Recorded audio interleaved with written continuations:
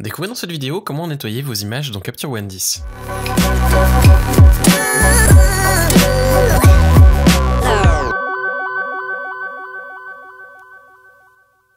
Salut, je m'appelle Quentin Descaillets, vous pouvez retrouver mon travail sur quentindescaillets.com ou sur les réseaux sociaux à l'aide du lien qui se trouve juste au bas de cette vidéo. Aujourd'hui, nous allons parler nettoyage dans Capture One 10 et regarder les différents outils qui vont nous permettre de retirer des petites poussières, que ce soit sur notre capteur ou alors éventuellement sur l'image, ce qui va aussi revenir finalement enlever quelques imperfections si on fait du portrait ou des petites choses qui pourraient nous gêner sur du paysage ou de l'architecture ou tout autre genre de photographie. On va commencer par un outil qui n'est pas dans les réglages locaux, même si c'est un petit peu dans la continuité, on va revenir après sur les réglages locaux, parce qu'il y a un outil avant qui peut avoir son intérêt et qui peut être un petit peu plus pratique à utiliser si on a très peu de choses à nettoyer. Il se trouve ici dans la petite loupe qui s'appelle Détail, et c'est tout au fond, on a quelque chose qui s'appelle Suppression tâche. Je vais le glisser pour le sortir de l'outil, enfin de la barre d'outils, et ensuite appuyer commande ou CTRL T pour enlever tous mes outils. On va garder uniquement la suppression de tâches. La suppression de tâches fonctionne de manière relativement simple, il n'y a pas grand chose de très compliqué. On a simplement ici tâches qui va nous permettre de choisir entre les différentes tâches que l'on aura enlevées par la suite. Si on veut par exemple ajuster par la suite un des deux réglages pour une des tâches que l'on aurait essayé de retirer. On a en dessous le rayon qui va nous permettre d'indiquer la taille de la tâche que l'on souhaite enlever, si on veut quelque chose de grand ou de plus petit. Et en dessous, on a le type de tâche que l'on souhaite retirer. On peut avoir une poussière, alors la poussière correspond vraiment à la poussière que l'on pourrait avoir sur le capteur. Pas une poussière qui se trouve sur le fond en papier ou une poussière qui se trouve sur les cheveux d'autres modèles ou alors sur l'herbe que vous avez au milieu de votre paysage. La poussière est vraiment la poussière de votre capteur. Par exemple, ce qu'on a ici au sommet de notre image, on voit qu'on a une tâche qui se promène juste là, qui était sur notre capteur, de même juste là, et ça serait typiquement le genre de choses pour lesquelles on appellerait poussière. C'est en fait des poussières qui sont hors focus, qui sont pas nettes, qui sont dans le bokeh et qui peuvent être nettoyées avec cet outil-là. On peut corriger des poussières sauf erreur jusqu'à une différence de 2 stops par rapport à la zone qui se trouve autour. Ensuite, il vaudra mieux employer soit l'outil Spot qui se trouve juste en dessous, ou alors les réglages locaux que l'on va voir tout à l'heure. Pour enlever une tâche, du moment où on a choisi le type de poussière ou spot, on va simplement cliquer sur le petit cercle qui se trouve juste là et qui s'appelle Supprimer tâche. Du moment où il est actif, on a un rond qui apparaît à la place de notre flèche et on va pouvoir simplement aller sur la zone que l'on souhaite retirer. Alors comme vous voyez, le cercle ne couvre pas la zone entière de la poussière. On peut donc simplement cliquer plusieurs fois de manière à couvrir complètement la poussière. Si j'appuie sur la touche V de mon clavier pour valider et revenir à mon curseur, on voit qu'effectivement la poussière a disparu. Si je fais avant en faisant Alt et clic sur la petite flèche de l'outil, on voit que effectivement elle disparaît. Je vais juste revenir en arrière. Et on voit que effectivement, en revenant en arrière, on a notre poussière qui a de nouveau disparu. C'est plutôt pratique, ça marche très bien, ça marche très rapide, sauf erreur, on peut enlever jusqu'à 30 et 50 tâches. Donc si vous avez beaucoup de choses à retirer, c'est pas forcément très utile, mais pour des petites choses, ça peut être très pratique. Par exemple, vous avez un portrait, vous voulez pas forcément passer par Photoshop, vous pouvez tout à fait zoomer un petit peu et après aller utiliser ici le mode poussière et simplement reprendre l'outil. En faisant un clic droit sur l'image, on peut aussi ajuster le rayon. Et à ce moment, on peut simplement cliquer sur les petites imperfections que l'on voudrait retirer et elles vont disparaître comme par magie. Donc vraiment rien de très compliqué et si vous avez besoin par la suite de revenir sur une des poussières, vous pouvez simplement sélectionner ici celle que vous voulez et réajuster les réglages par la suite. Si vous voulez la retirer, le petit moins et ça va simplement enlever la correction effectuée. Je vais reprendre mon menu d'outils ici, commande ou CTRL T sur le clavier et ensuite replacer mon outil dans le panneau. On va maintenant se rendre dans les réglages locaux et voir un autre moyen de corriger ou de retirer les imperfections et les petites poussières qui pourraient nous gêner. On avait vu qu'on avait, en cliquant sur le petit plus ici, nouveau calque, c'est ce qu'on a employé jusqu'à maintenant. Donc ça nous permettait simplement d'appliquer les réglages qui sont disponibles ici en dessous et qui ont le petit logo du pinceau à côté. Avec les calques qui se trouvent en dessous, duplication et correction, on va pouvoir en fait faire un petit peu ce que l'on pourrait faire dans Photoshop. Alors pour ceux qui ne connaissent pas Photoshop, on peut en fait simplement dupliquer une zone, donc c'est ce que fait le calque de duplication, on va regarder tout à l'heure ce qu'il fait. Et l'autre c'est de la correction, où ça va ressembler à la duplication, simplement que la lumière, la luminosité et les couleurs environnantes vont être adaptées, ou plutôt la zone corrigée va être adaptée à la luminosité et aux couleurs environnantes. De cette manière, ça va vraiment se fondre dans la masse si on veut.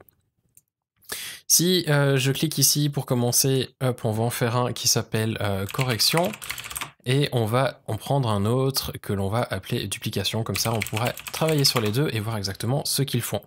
Si on ne sait plus ce qu'ils font, on a aussi à la fin de la ligne le petit bouton qui nous permet de savoir ce qu'ils font. En cliquant sur ce bouton, on peut aussi changer par la suite.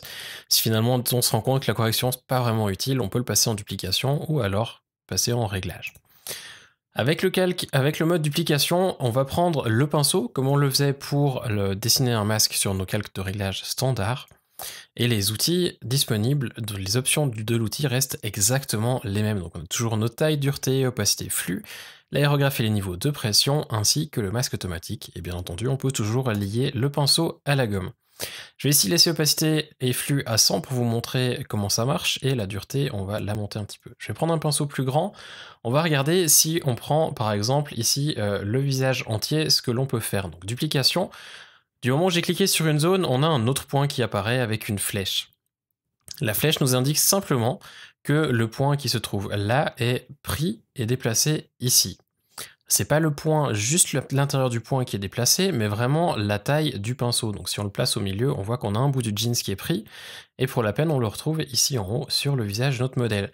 Si je déplace, on voit qu'on peut placer n'importe quelle zone à cet endroit. Et donc duplication fait vraiment ça, c'est de la duplication pure et dure.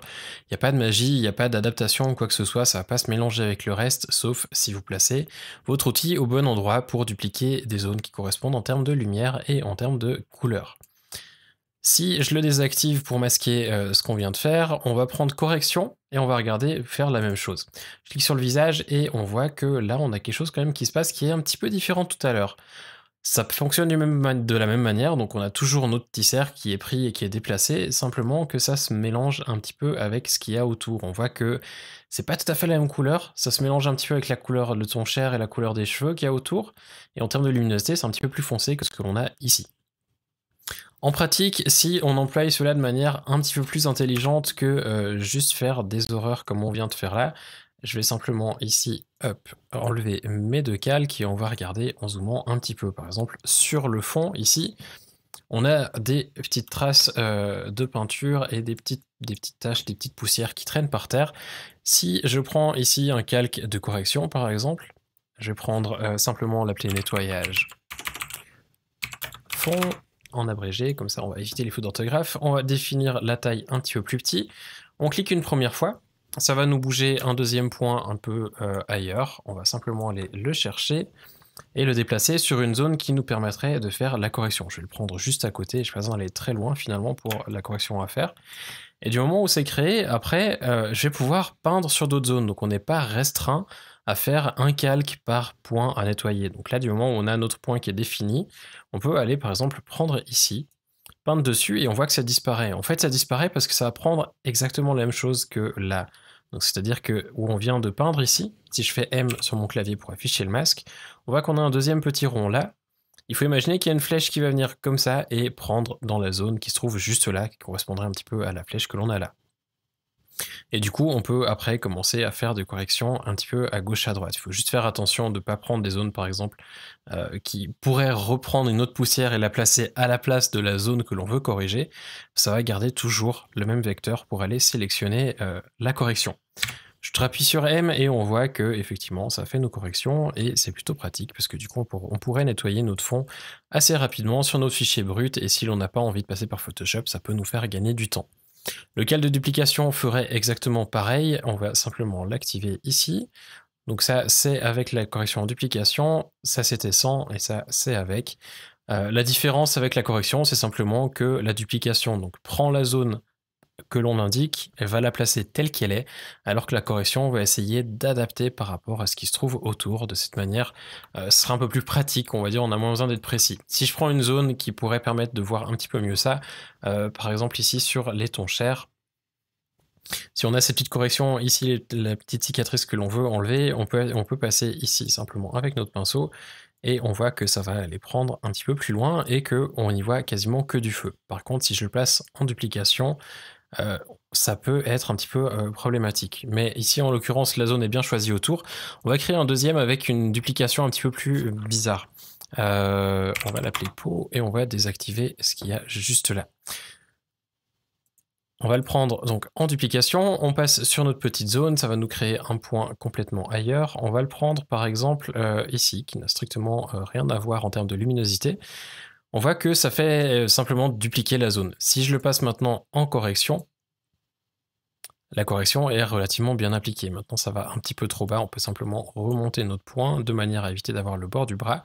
On laisse l'algorithme travailler et c'est pas trop mauvais en termes de luminosité et de couleur. La texture, elle correspond pas tout à fait, mais c'est déjà pas mal. Et si on veut juste avoir un fichier dézoomé qui ressemble à quelque chose, ça serait amplement suffisant.